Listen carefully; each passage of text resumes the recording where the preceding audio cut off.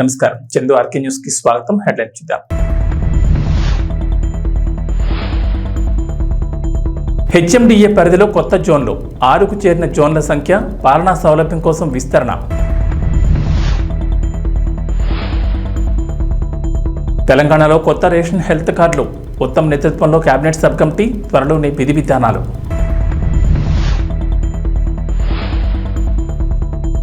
ఏపీలో సచివాలయాల ఉద్యోగుల రేషనలైజేషన్, ఆంధ్రప్రదేశ్ ప్రభుత్వం త్వరలోనే కీలక నిర్ణయం.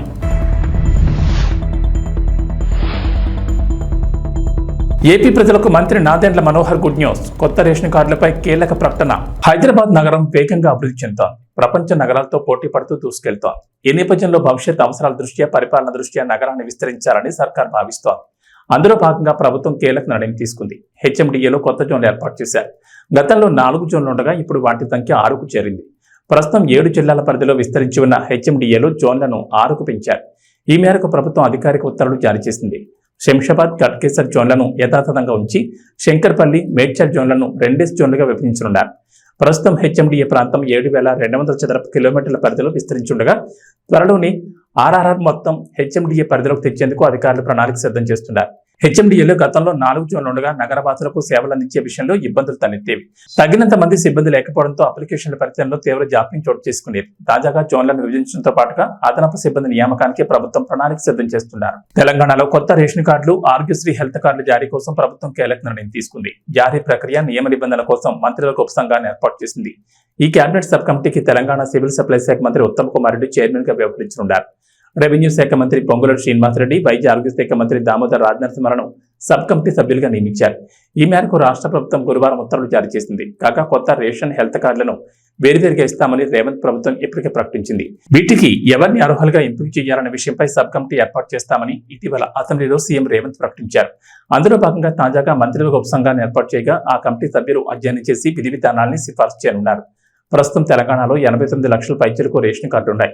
తాజాగా అర్హులు మరో 20 నుంచి 30 లక్షల కుటుంబాలు ఉంటాయని ప్రభుత్వ పెద్దలు అంచనా వేస్తున్నారు. ఈ నేపథ్యంలో రేషన్ కార్డులను అర్హులకి ఇచ్చేందుకు ప్రభుత్వం ప్రత్యేకంగా కేబినెట్ సబ్ కమిటీని ఏర్పాటు చేసింది. ఇప్పటికే ప్రజాపాలన ద్వారా అర్హుల నుంచి దరఖాస్తులు స్వీకరించగా విధి విధానాలు ఖరారైన తర్వాత కార్డులు మంజూరు చేయనున్నారు. ఇక ఆరోగ్యశ్రీ పరిమితిని 5 లక్షల నుంచి 10 లక్షలకు పెంచిన విషయం తెలిసిందే. ఆరోగ్యశ్రీ కార్డుకు రేషన్ కార్డు లింక్ అవసరం లేదని ఇదివరకే ప్రభుత్వం స్పష్టం చేసింది. ఆంధ్రప్రదేశ్ ప్రభుత్వం కీలక నిర్ణయం దిశగా అడుగులు వేస్తోంది. గ్రామ వార్డు సచివాలయాల వ్యవస్థలో ప్రక్షాళనలో భాగంగా రేషనలైజేషన్ దిశగా అడుగులు పడుతున్నాయి. రాష్ట్ర వ్యాప్తంగా చిన్న పంచాయతీల్లో తక్కువ మంది, పెద్ద పంచాయతీల్లో ఎక్కువ మంది ద్వారా ప్రజలకు సేవలు అందించేలా ఆలోచనలు చేస్తోంది. మొత్తం 1.61 లక్షల మంది కార్యదర్శుల్ని అవసరాలకు అనుగుణంగా ప్రభుత్వం వినియోగించుకోనుంది. రాష్ట్ర వ్యాప్తంగా గ్రామ సచివాలయాల్లో డిజిటల్ అసిస్టెంట్, సంక్షేమ కార్యదర్శి, మహిళా సంరక్షణ కార్యదర్శులు, వార్డు సచివాలయాల్లో పరిపాలన, శానిటరీ, విద్య, సంక్షేమ, ఆరోగ్య, మహిళా సంరక్షణ కార్యదర్శులు, ఏఎన్ఎం, వీఆర్ఓ ఉండేలా ప్రతిపాదించేలా అవకాశం ఉంది. వారిలో ఒకరిని డీడీవ్యూగా నియమిస్తారు. మిగిలిన కార్యదర్శులను క్లస్టర్ వ్యవస్థలో వినియోగించుకోవాలని ప్రభుత్వం ఆలోచన చేస్తోంది. గ్రామ వార్డు సచివాలయాల్లోని పలు పోస్టులను రద్దు చేసి మాతృశాఖలు విలీనం చేసే అవకాశం ఉందంటున్నారు. Engineering assistant, agriculture, horticulture assistant, village surveyor అసిస్టెంట్లు, పశుసంవర్ధక సహాయకులు తదితర పోస్టులను రద్దు చేసి క్లస్టర్ విధానంలో మాతృశాఖలో అధ్యయనంలో పనిచేయించే అవకాశం ఉందంటున్నారు. అలాగే పంచాయతీ కార్యదర్శులను పంచాయతీరాజ్ కింద గ్రామ పంచాయతీలకు పరిమితం చేసే ఆలోచన ఉందని చెబుతున్నారు. ఆంధ్రప్రదేశ్ ప్రభుత్వం మరో కీలక నిర్ణయం తీసుకుంది. త్వరలో కొత్త రేషన్ కార్డులు జారీ చేసేందుకు సిద్ధమైంది. ఇప్పటికే ఆ ప్రక్రియ ప్రారంభించామని, డిజైన్ పూర్తి కాగానే అందిస్తామన్నారు మంత్రి నాదెండ్ల మనోహర్. మంత్రి ఢిల్లీ పర్యటనలో ఉన్నారు. కేంద్ర మంత్రుల్ని కలిశారు. అయితే రేషన్ కార్డులకు సంబంధించి కీలక ప్రకటన చేశారు. అలాగే కొత్తగా వివాహమైన జంటలు కొత్త రేషన్ కార్డు కోసం దరఖాస్తు చేసుకుంటే వారికి ప్రాధాన్యత ఇస్తామని తెలిపారు. అర్హత ఉన్న వారికి త్వరలోనే కొత్త రేషన్ కార్డులు అందిస్తామని, త్వరలోనే కొత్త రేషన్ కార్డులకు సంబంధించి మరింత క్లారిటీ ఇస్తామంటున్నారు. గత వైఎస్ఆర్సీపీ ప్రభుత్వం రేషన్ డోర్ డెలివరీ అంటూ 1800 కోట్లు వృధా చేసిందన్నారు మంత్రి మనోహర్. రాష్ట్రంలో రేషన్ డోర్ డెలివరీపై మంత్రివర్గ సమావేశంలో చర్చించి నిర్ణయం తీసుకుంటామన్నారు. గత ప్రభుత్వం హయాంలో కొంతమంది రేషన్ బియ్యాన్ని గ్రీన్ ఛానల్ ద్వారా అక్రమంగా తరలించి కోట్లు కొల్లగొట్టారని ధ్వజమెత్తారు. గత ప్రభుత్వ హయాంలో ధాన్యం కొనుగోలులో రైతులకు అన్యాయం జరిగిందని, రైతుల నుంచి పంట సేకరించి వారికి డబ్బులు చెల్లించలేదన్నారు. రైతులు పండించిన ప్రతి గింజను కొనేందుకు ఏర్పాట్లు చేస్తున్నామన్నారు మంత్రి. రేషన్ కార్డు తొలగించారు. ఎవరైతే అర్హత ఉన్న లబ్ధిదారులు ఉన్నారో వాళ్ళకి ఆ అర్హత కలగకుండా చేశారు. మేము ఆల్రెడీ ఇనిషియేట్ చేసాం, కొత్త రేషన్ కార్డు డిజైన్ చేస్తున్నాం. ఆ కొత్త రేషన్ కార్డు డిజైన్ అవ్వగానే ముందుగా ఎవరైతే వివాహం చేసుకుని పాపం 2 కుటుంబాల నుంచి వచ్చిన వ్యక్తులు ఒక రేషన్ కార్డులో ఉండాలని కోరుకుంటారో వాళ్ళకి ఆ వెసులుబాటు కల్పించే విధంగా త్వరలోనే ఒక కార్యక్రమం చేపట్టబోతున్నాం రాష్ట్ర వ్యాప్తంగా. సో కొత్త రేషన్ కార్డులు జారీ డెఫినెట్గా చేస్తాం. పౌర సరఫరాల శాఖలో దాదాపు 40,000 కోట్ల రూపాయలు అప్పులు చేసి ఈ ప్రభుత్వం వెళ్ళిపోయింది. గత ప్రభుత్వం 5 సంవత్సరాలు 40,000 కోట్ల రూపాయలు.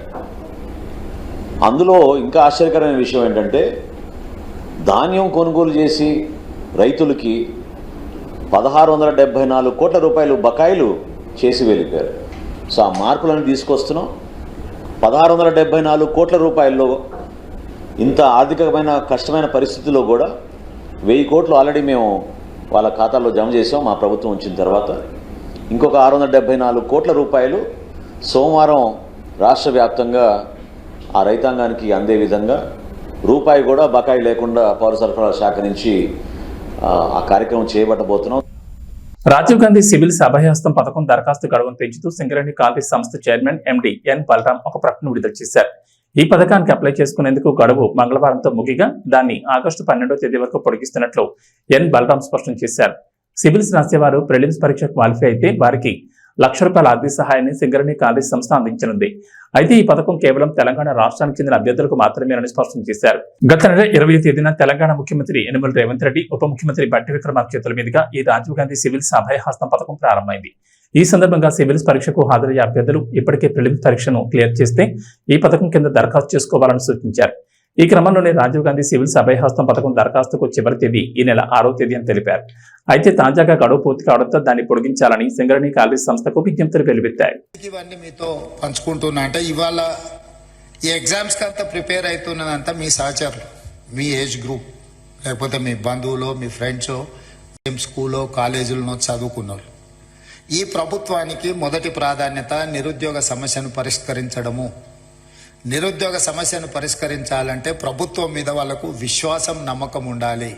ఎస్, ఈ ప్రభుత్వం పరీక్షలు సరైన సమయంలో నిర్వహిస్తుంది, సమర్థవంతంగా నిర్వహిస్తుంది, సమర్థులైన వాళ్లను ఎంపిక చేస్తుంది, సామాజిక న్యాయాన్ని పాటిస్తుంది, SC, ST, OBC reservations and women reservations అన్నిటినీ పకడ్బందీగా అమలు చేస్తుంది. ఎవరు ఎలాంటి ఆలోచనలు కానీ అపనమ్మకాలతో ఉండాల్సిన అవసరం లేదు అనేది ఆ భావన రావడానికే ఈరోజు పబ్లిక్ సర్వీస్ కమిషన్లో సివిల్స్ మీరు ఎగ్జామ్స్ రాసిన వాళ్ళు ఎవరు కూడా ఎగ్జామ్స్ నిర్వహించిన సంస్థ మీద ఎవరు ఆరోపణలు చేయలే. ఎందుకంటే ఆ సంస్థ మీద మీకు నమ్మకం ఉంది కాబట్టి మీ కాన్సన్ట్రేషన్ అంతా, మీ ఫోకస్ అంతా మీ ప్రిపరేషన్ మీద ఉంది. కానీ దురదృష్టవశాత్తు తెలంగాణలో గత 10 సంవత్సరాలలో ప్రతిసారి విద్యార్థులు పరీక్షలకు ప్రిపేర్ అయ్యేదానికంటే నిర్వహిస్తున్న సమస్య మీద కొట్లాడడానికి, ప్రభుత్వం మీద ఆరోపణలు చేయడానికే చాలా సమయం వాళ్ళది అందులో పోతుంది.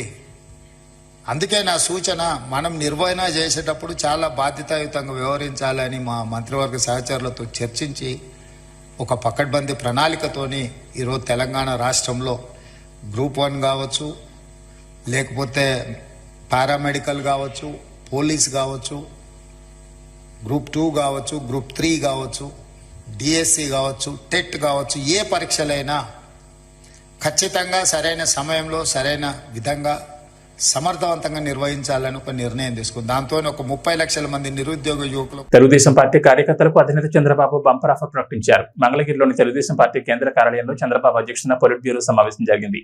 3 గంటల పాటు జరిగిన ఈ సమావేశంలో కీలక నిర్ణయాలు తీసుకున్నారు.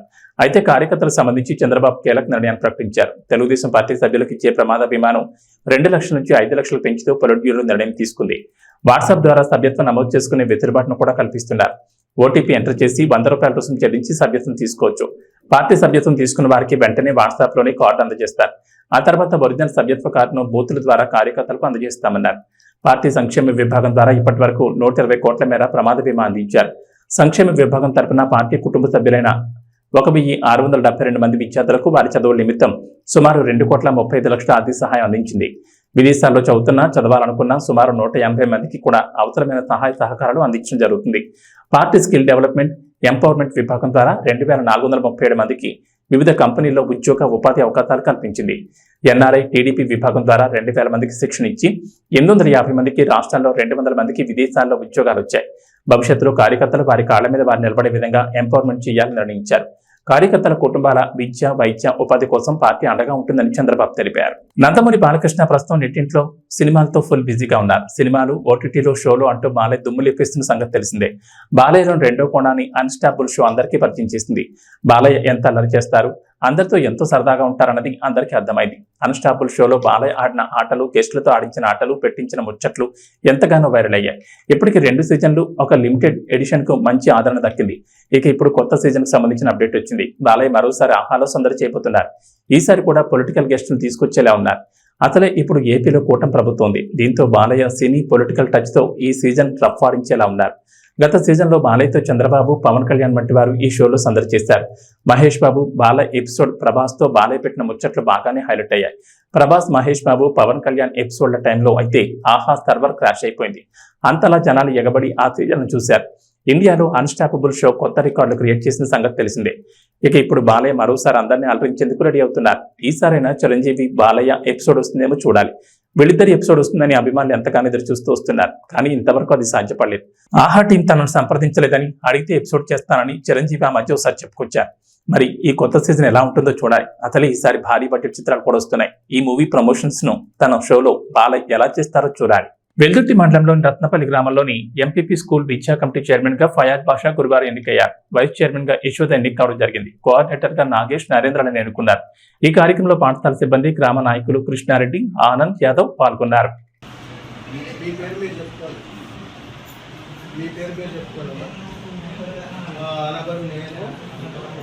పాఠశాల యాజమాన్య కమిటీ సభ్యులుగా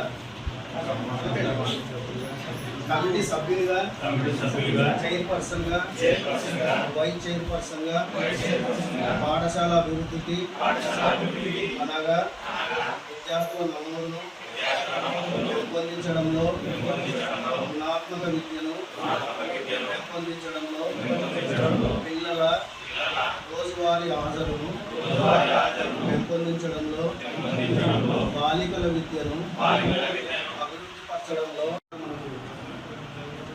పిల్లలు బాగా తింటున్నారు. చూస్తున్నాం కాబట్టి ఈరోజు అబ్జర్వ్ చేస్తున్నాము. పిల్లలైతే పాడేయడం లేదంటే అర్థం చెప్తున్నట్టు బాగా తింటున్నారు, బాగా చేస్తున్నారు. వాళ్ళు కూడా చెప్పినట్టు విషయాలు ఒకసారి ఇలా చెప్పినట్టు అనే దాని గురించి కూడా వాళ్ళు అడిగి వాళ్ళు కూడా చేయడం జరుగుతుంది. ఎందుకంటే మనం చిన్నపిల్లలు కదా, మనమే చిన్నపిల్లలు కొంచెం బాగుంటే తినాలి, లేకుంటే పడేసుకోవడం. నాకు గుర్తుబాటు తిరిగిపోతారు. మన పిల్లలైనా మన ఇంట్లో అయినా సరే అదే జరుగుతుంది. కానీ బాగానే ఉంటున్నారు, వాళ్ళు కూడా బాగానే చేస్తున్నారు. మెనూ ప్రకారం చేస్తున్నారు.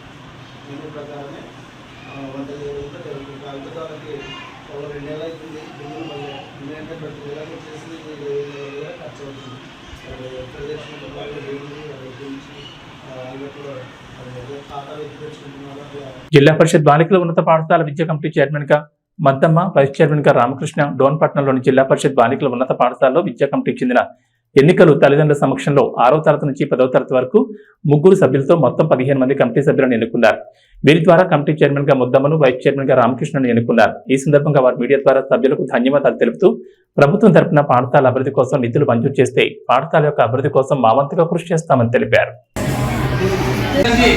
గుడ్ మార్నింగ్ చెప్తూ ఈ రోజు యొక్క ముఖ్య ఉద్దేశం ఏమంటే, మనకు మీరు ఎందుకు వచ్చినారని మీరు అనుకుంటున్నారు. ఫస్ట్ క్వశ్చన్, మేమేం చేయాలి అనుకుంటున్నారు. రెండో క్వశ్చన్, మీరు ఏం లేదు, ప్రభుత్వం ఏం చేసిందంటే పేరెంట్స్ కమిటీ అంటే తల్లిదండ్రుల సమావేశం అని స్కూల్కు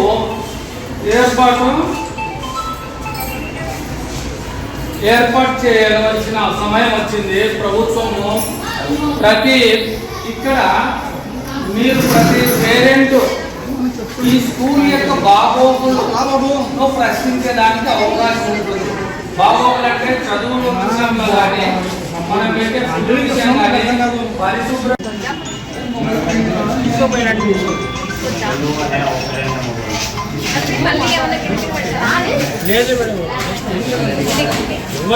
చెప్పి పాఠశాల అభివృద్ధికి మీకు చేతనైనంత సహాయము చేయవచ్చు. దీనివల్ల మీకు ఎటువంటి జీతం రాదు, ఎటువంటి ఆర్థిక లబ్ధి దీనివల్ల మీకు ఉండదు. కేవలము సేవా దృక్పథంతో మనము మన ఊర్లో ఉన్న పాఠశాల అభివృద్ధి కొరకు మనం చేసే పని. ఇప్పుడు నేను మాట్లాడిన విషయాలన్నీ అర్థమైనా అనుకుంటాను. ఏమైనా డౌట్స్ ఉంటే అడగచ్చు.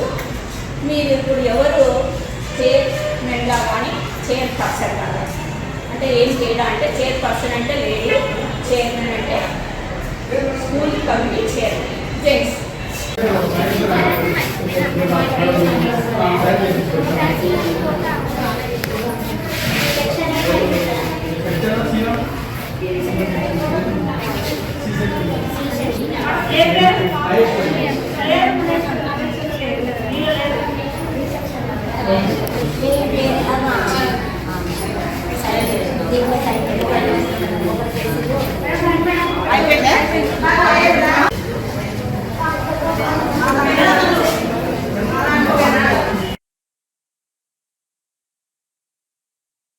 ఇంట్లో కూడా కొన్ని కార్యక్రమం ఉంది. ఏమంటే మనకి చిన్న స్కూల్కి మనం అన్నీ చేసి చూపించగలం. పెద్ద స్కూలు టీచర్లు సెలవు పెడితే ఒక బాధ, మళ్ళీ ఈ కార్యక్రమాలు చేయాలంటే పిల్లలు గౌరవం చేసుకుంటారు. అట్లాంటి చిన్నవి పిల్లల్ని బడిలో తీయడం, క్రమశిక్షణ, తర్వాత మనకు గర్ల్స్ స్కూల్ ఇప్పటి వరకే ఏం సమస్యలు లేవు. క్లాస్ టీచర్ ఎవరు? శిశుల టీచర్ బోర్డు మీద మేడం పేపర్ రాసి పంపించి బోర్డు మీద రాపించినారు కదా, మీరు రాసుకోలేదా? మీరు రాసుకోవడం తప్పు.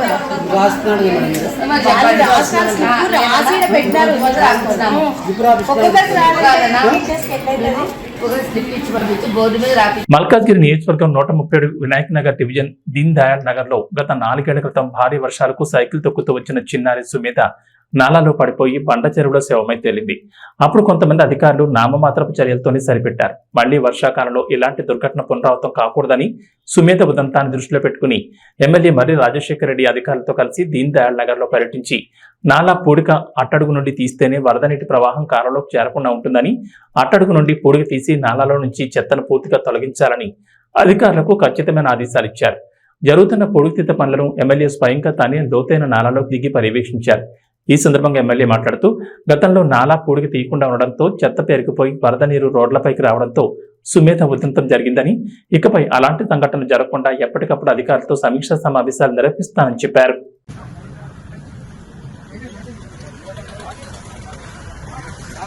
ఇది 2గా డివైడ్ అయింది. పైప్ కనిపించేది అక్కడ పైప్ ఉండేనా?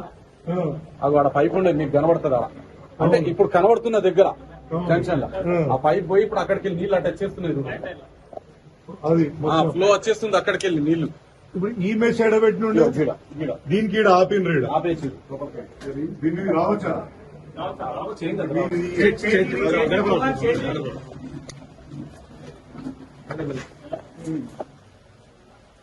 అది అవతల అవతల దీని దయాళ్ ఇప్పుడు పోతాం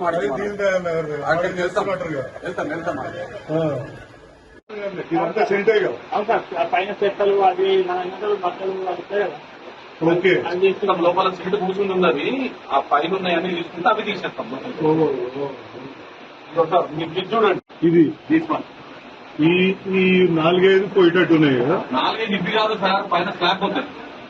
అచ్చా మీరికేం బండ్లు పోతాయి. మౌంటాన్ తీసి ఓకే ఓకే కుంగిపోయే ఛాన్సెస్ ఉన్నాయి. చాలా క్లియర్ ఉంది. మనం ఈ సెట్ తీస్తే అసలు నీళ్ళు ఆగే పరిస్థితే లేదు.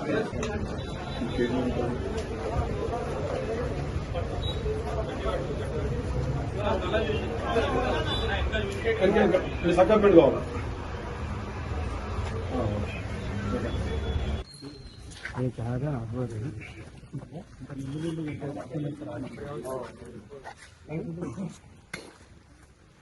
ఈ ఫిల్ట్ వెళ్ళిపోతే నాకు తెలిసి ఇది మునగదు అంతే. ఇంకొకటి మొన్న వీళ్ళకి మంచి పని చేసేది సార్, పెట్రోల్ బంక్ కాడికి అది చేసింది కదా, పోలు స్తంభము ఒకటి పైపాటం ఉండే ఆడ చేస్తున్నాం. ఒక చూడు దిగిండు కదా మనిషి, చేస్తుడు కదా, మెల్లగా ఒక్కొక్కటి అయిపోయింది.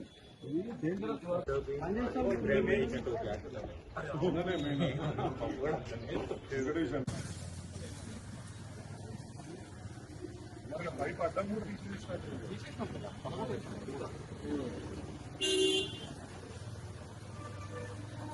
తెలంగాణలో మరికొన్ని రోజులు వర్షాలు దంచుకొట్టున్నాయి. ఇప్పటికే గత 2 రోజులుగా రాష్ట్రంలోని పలు జిల్లాల్లో వర్షాలు కురుస్తుండగా ఇప్పట్లో వర్షాలు వీడిలా కనిపించడం లేదు. బంగాళాఖాతంలో ఏర్పడిన ఉపరితల ఆవర్తనంతో కారణంగా తెలంగాణలో నేటి నుంచి 2 రోజులు భారీ వర్షాలు కురుస్తాయని హైదరాబాద్ వాతావరణ కేంద్రం అధికారులు వెల్లడించారు. కొన్ని జిల్లాల్లో కొండపాత వర్షాలు కూడా ఛాన్స్ ఉందని చెప్పారు. నేడు మంచిర్యాల, నిర్మల్, నిజామాబాద్, జగిత్యాల, ఆదిలాబాద్, కొమరంభీం, ఆసిఫాబాద్, రాజన్న సిరిసిల్ల, మహబూబ్ నగర్, వనపర్తి, ఖమ్మం, మహబూబాబాద్, సూర్యాపేట, వికారాబాద్, జయశంకర్, భూపాల్పల్లి, ములుగు, భద్రాద్రి కొత్తగూడెం, సంగారెడ్డి, కామారెడ్డి, నారాయణపేట జిల్లాలో భారీ వర్షాలు కురిసే ఛాన్స్ ఉందని చెప్పారు. ఈ మేరకు ఆయా జిల్లాలకు ఎల్లో అలర్ట్ జారీ చేశారు. ఏబీ బులెటిన్ విశేషాలు. నమస్కారం.